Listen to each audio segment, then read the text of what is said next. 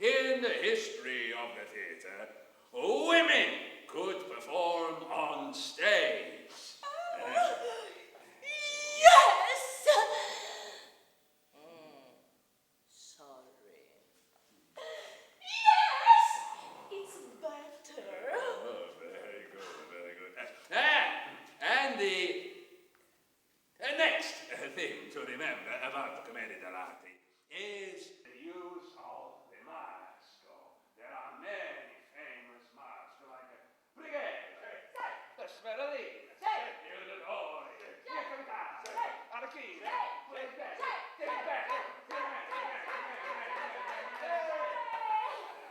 but the most important mask, this is a very good question, I'm glad you're asking it. What is the most important mask? What's the most important one? I'm glad this is very good. The most important mask, well, the answer is... Il Dottore.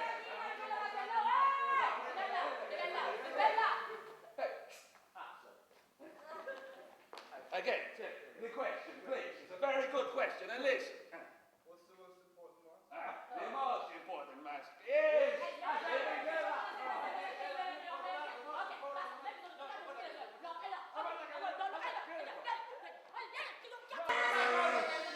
Silence!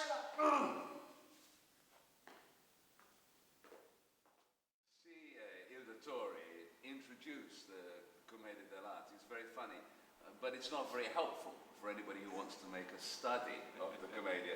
So perhaps we can try and clear up some of the mistakes that he makes. But that's why you played Dottore. Vero? Certo.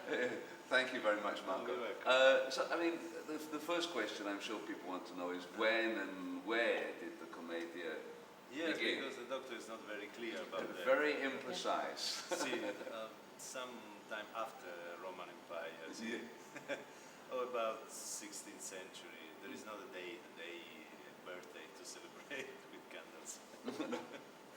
So about the same time as Shakespeare was born, yes. mid-1500s.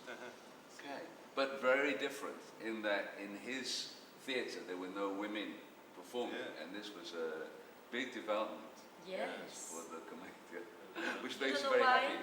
Why? Look at my face. And that's of course why the women never wore masks, the Yes. female characters. Because they were not part of the tradition or the old ancient rituals from where the mask come.